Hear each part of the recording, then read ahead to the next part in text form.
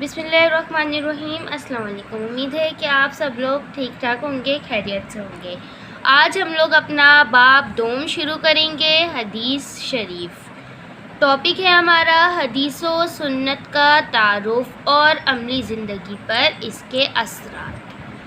Topic शुरू करते हैं अपना, इसकी एक्सरसाइज की तरफ चलते हैं। आ जाएँ पेज नंबर 34 पर आ जाएं। पहला सवाल देख लेते हैं, क्या लिखा है। मंतजर झेल सवालात के तफसीली जवाबात तहरीर करें। हमें लॉन्ग सवाल जवाब पहले दिए हुए हैं। पहला सवाल देख लेते हैं, हदीस व सुन्नत पर मजमून तहरीर करें। मतलब कि आपने एक नोट लिखना है, किस पर लिखना है, हदीस व सुन्नत पर। तो इसके लिए आप आ जाएं पेज नंबर 31 पर। पेज नंबर 31 पर सबसे पहले आपको हदीस की हेडिंग नज़र आ रही होगी। आप सबसे पहले हदीस शरीफ की हेडिंग डालेंगे सबसे पहले आप, फिर उसके बाद यहाँ से शुरू करेंगे। लफ्ज़ हदीस के लग़वी मायने खबर, बातचीत और नई चीज़ के हैं इस्तिलाह में। यहाँ से लेकर आप लिखेंगे खबर और सुन्नत भी कहा जाता है।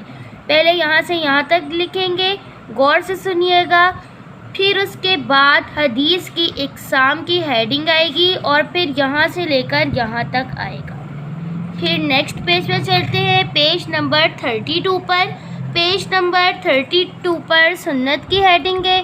सुन्नत की हेडिंग को लिखेंगे यहाँ से लेकर यहाँ तक। सुन्नत के लग़वी मायने तरीक़ा और रास्ता के हैं। यहाँ से लेकर एख्तियार करदा तरीक़े को कहा जाता है। फिर हदीस व सुन्नत की अहमियत की हेडिंग आएगी, जिसको आपने लिखना है यहाँ से। इस्लाम में जिस तरह अल्लाह ताला की तौहीद पर यकीन कामिल रखना ज़रूरी है, इसी तरह हुज़ूर करीम सल्लल्लाहु अलैहि वसल्लम की रिसालत पर ईमान लाना भी अहम है। यहाँ से यहाँ तक लिखेंगे। फिर उसके बाद आप लोग लिखेंगे यहाँ से, जैसा कि इरशाद बारी ताला है। फिर तर्जुमे की हेडिंग आएगी, तुम्हारे लिए पैगंबर की ज़ात में बेहतरीन नमूना मौजूद है। यहाँ से यहाँ तक लिखेंगे। फिर उसके बाद 2 लाइनें छोड़कर नहीं, फिर उसके बाद ये सूरतुल अहज़ाब जो है इसको नहीं लिखेंगे। यहाँ से लिखेंगे, हुज़ूर अकरम सल्लल्लाहु अलैहि वसल्लम की मुबारक हस्ती हमारे लिए हर वक्त मशअले राह और नमूना अमल है। यहाँ तक। फिर उसके बाद आप आ जाएं यहाँ पर, इरशाद बारी ताला है। इरशाद बारी ताला है। फिर उसके बाद यहाँ से लिखेंगे इरशाद बारी ताला है।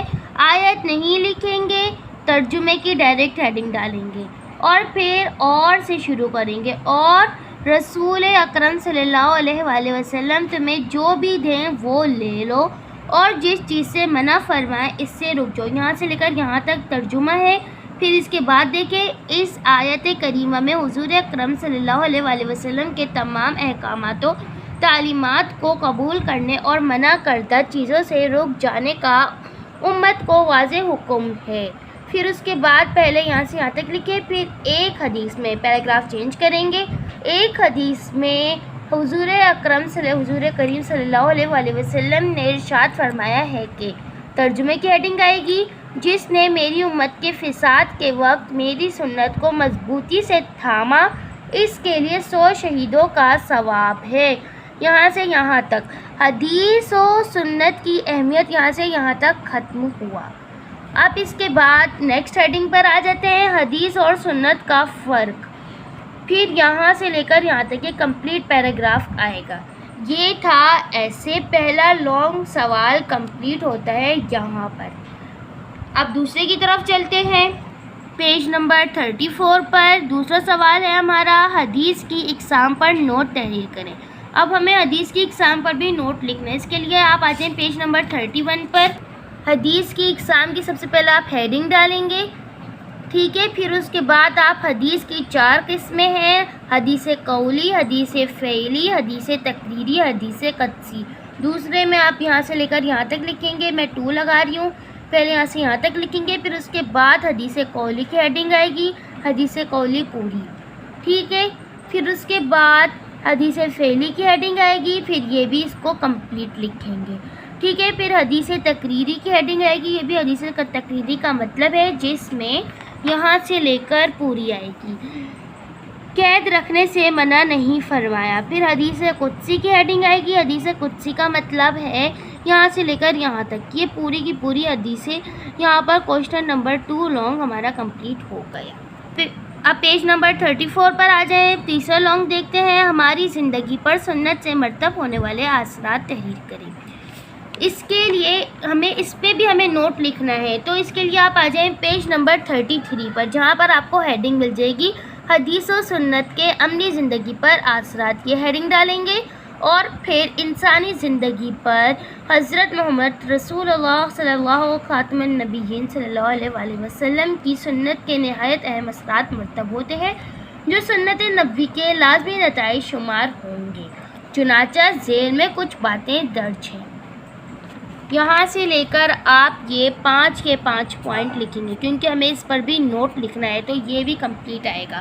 اب یہاں پر ہمارے تینوں لانگ کمپلیٹ ہوتے ہیں۔ لانگ کا مطلب ہوتا ہے بڑا لکھنا، اور اس میں نوٹ بھی لکھنا تھا، اور نوٹ تو آپ لوگ جانتے ہیں کہ 2-2.5 پیج کا ہوتا ہے، ٹھیک ہے۔ تو یہ میں نے آپ کو تینوں کے نشان لگوا دیے، ہمیں تفصیلی سوال جواب میں تینوں پر نوٹ ہی لکھنا تھا۔ اب ہم لوگ اپنے بے کی طرف آ جاتے ہیں۔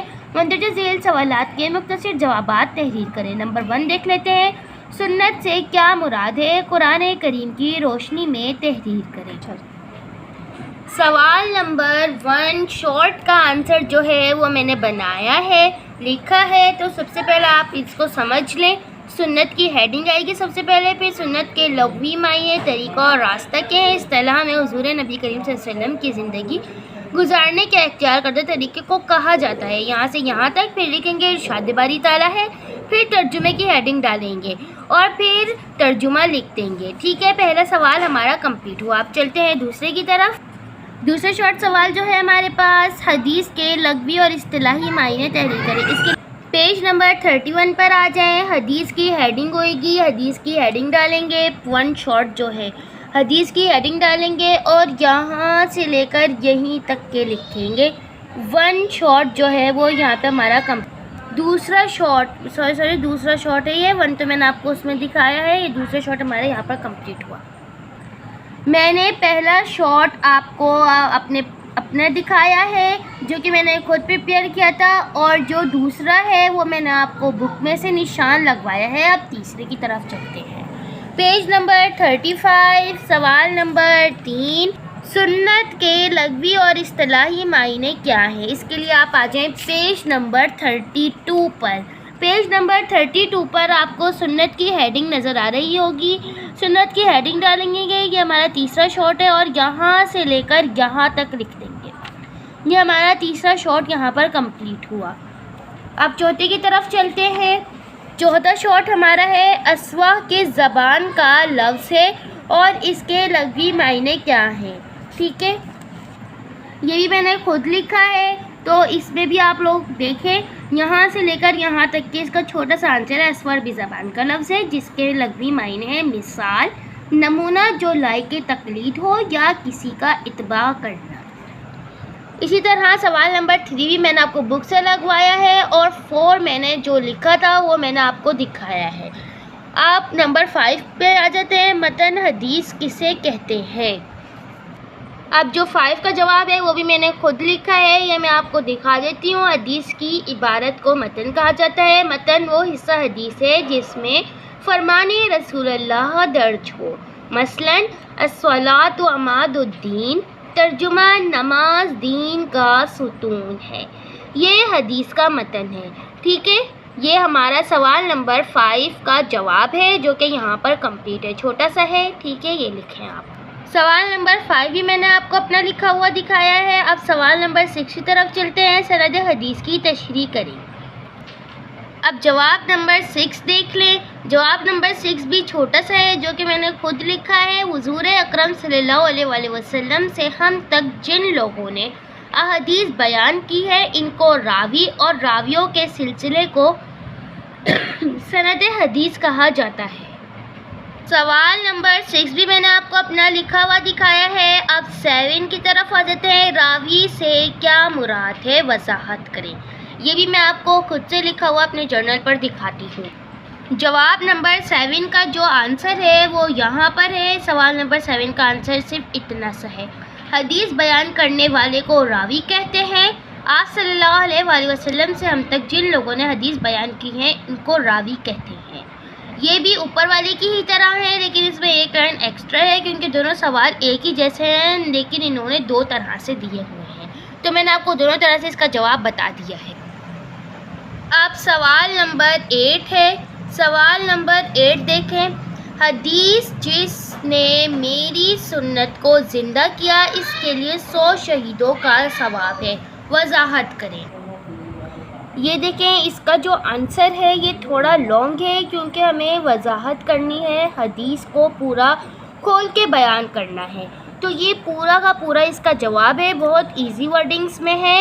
دیکھیں، اس حدیث میں لفظ امت کا فساد بیان کیا گیا ہے، جس کا مفہوم امت میں پھیلی بدعت، جہالت اور گناہوں کے وقت جس نے سنت پر عمل کیا تو اسے 100 شہیدوں کا ثواب ملے گا۔ فساد امت کا زمانہ وہ زمانہ ہوگا جب امت اصلاح کے لیے راضی نہ ہوگی، برائی کرنے والے برائی ترک نہ کریں گے، جس نیکی کا حکم انہیں دیا گیا ہو وہ نہیں کریں گے، اور اس وقت جو آپ صلی اللہ علیہ وآلہ وسلم کی سنت پر عمل کرے گا تو وہ اس شہید کی طرح ہوگا جو دین کی سربلندی کے لیے جہاد کرتے ہوئے شہید ہو جائے۔ آپ صلی اللہ علیہ وآلہ وسلم نے ارشاد فرمایا، ترجمہ: جس نے میری سنت کو زندہ کیا بے شک اسے مجھ سے محبت ہے اور وہ جنت میں میرے ساتھ ہوگا۔ اس کا جواب یہاں سے لے کر یہاں تک ہے، لانگ ہے لیکن بہت آسان ورڈنگ میں ہے، آپ کو یاد ہو جائے گا۔ 8 کے 8 کوشچن ہمارے کمپلیٹ ہو چکے ہیں، 3 لانگ کمپلیٹ ہو گئے ہیں اور 8 شارٹ کمپلیٹ ہو گئے ہیں۔